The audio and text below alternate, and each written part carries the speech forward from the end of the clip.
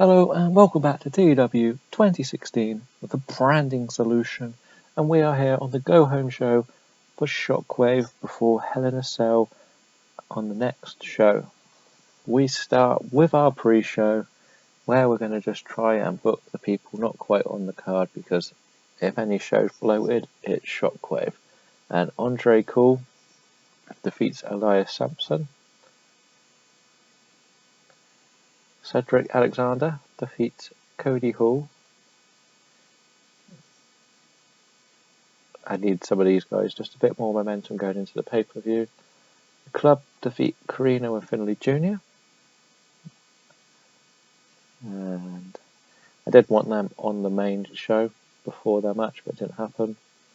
Braun Strowman defeat Biff Busick.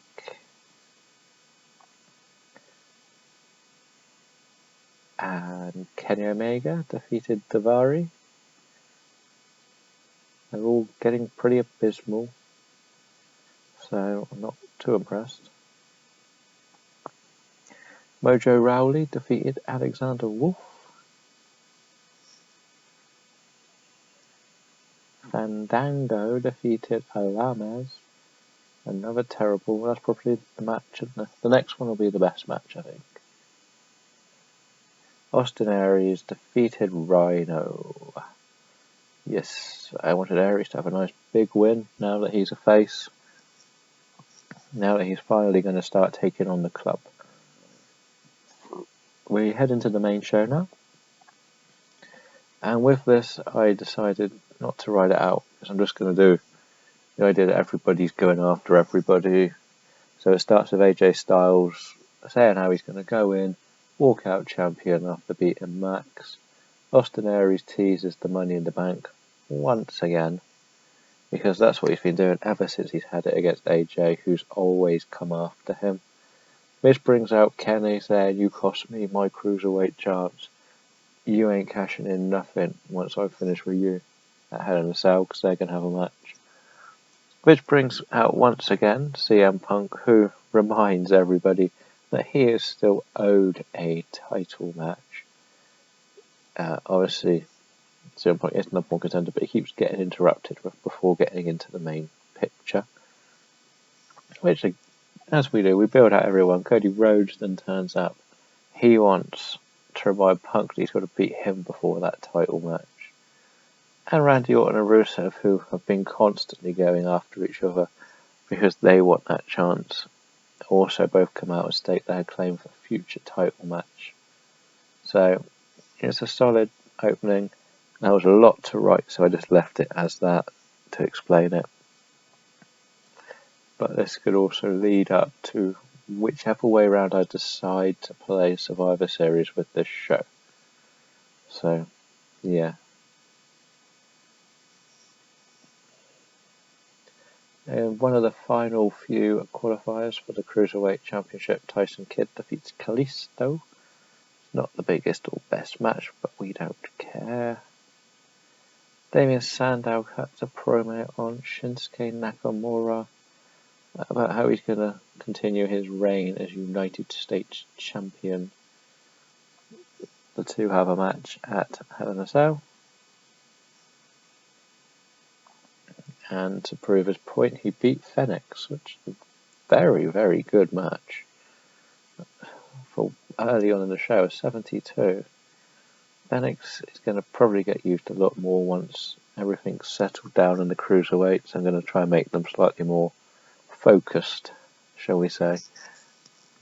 I'm going to have to make a few cuts here and there, but we'll work through them. There may be things like sending Brock Lesnar away, so he's not angry that he's not in matches, but we can call back on him when we need him. Because I don't think I want anyone to face Lesnar, because he's just going to have to be written to destroy them other than Cena. But we do have one. We have Punk we can put against him, but I don't want Brock Lesnar, AJ Styles. So that takes out one of the main event pictures, but we got both mid-card titles with plenty of contenders. The cruiserweights are all over the place with too many people on the card. So it's just building the right direction for us. Now we have a little in-ring segment where Adam Bridle calls out Jack Evans, challenges him a match. Last week, Jack Evans cost Bridle his Cruiserweight title qualification match. The idea is that these are actually former teammates. So I think if they have been a team in the past, their face and heel makes sense to make a match really between them. So that will be happening at Hell in a Cell. And the very final one, Pentagon Jr. defeated Zack Sabre Jr. to qualify. So that makes 59. Sure, it's apparently a terrible match. It gets a 59. Yeah. So there's a video now airing that is going to be Itami, Alexander, Pentagon Jr. and Tyson Kidd for the Cruiserweight Championship.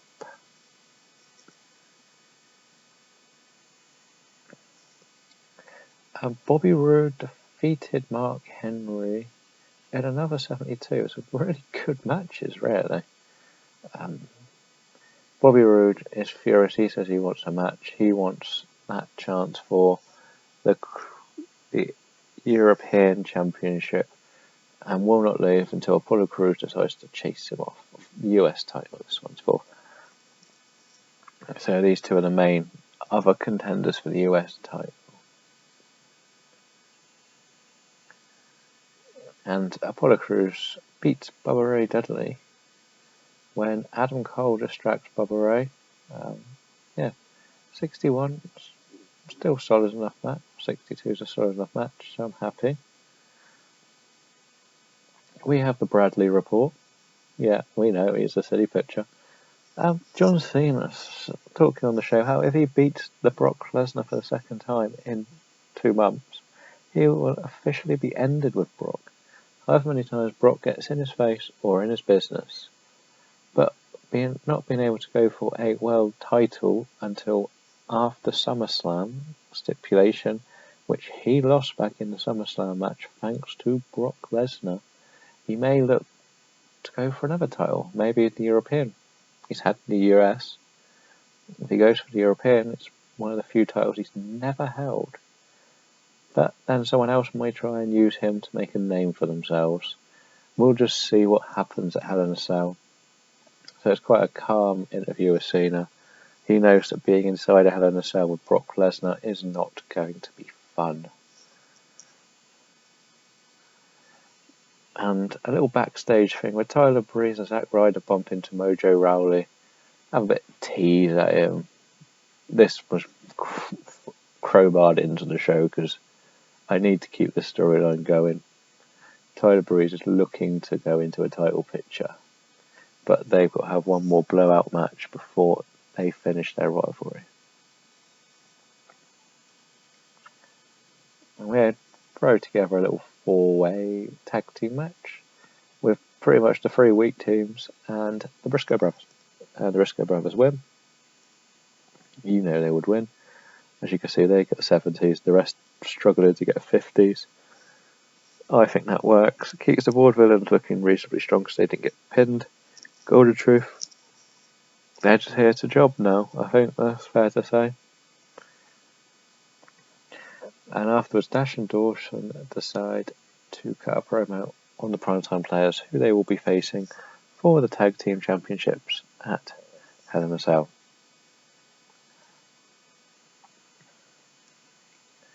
And the next match is Okada defeating Adam Cole for 68. It's a nice match. Nothing fancy. Does what it needs to do. And afterwards, Cesaro floors Okada, holding the title up high, sending the message that he will walk out champion, not Okada. There's our European title match. Now, thank God this was good. I was worried. And again, we're copying what we did on SmackDown, have a 6-way tag team match. We have Max, Punk and Randy Orton defeating Styles, Rhodes and Rusev. But Olivia Max pinned Cody Rhodes. Now I went with Cody Rhodes to take the pin. as obviously you see is the weak link of the Hills, but I want Oblivion to get the win going into the pay-per-view, because I am really worried about that match. I think it could be awful, to say the least. So, yeah, we're going with that. And after the show, AJ Styles and River Max have a confrontation where everybody has to come out, break them up, because it's getting too heated. And 82 is better than I thought it would be. So overall, I'm reasonably happy with the show. I think we're going to get into the high 70s. We made a 78. I'm happy with that. We'll go back to the main screen and I'll show you the Hell in a Cell card. Okay, we are back at the main screen. And we're only third on the list, so there must have been quite a good show here. An 81. That's impressive. It's because it's a new champion, so yeah, okay, we'll let them off. That's probably better than any show I've put together. Oscar's back, which is good to see. Rhino needs some time to heal. Who is their main person? Their champion. Who is the main champion, I guess? A 95 for Prestige, eh? Can I go through this way? He only works in Japan. His popularity everywhere else is pretty poor. So, yeah. So that's one that's actually a very good competitor. As you can see, the title's worth everything to that company. So we'll look at what is our upcoming pay-per-view.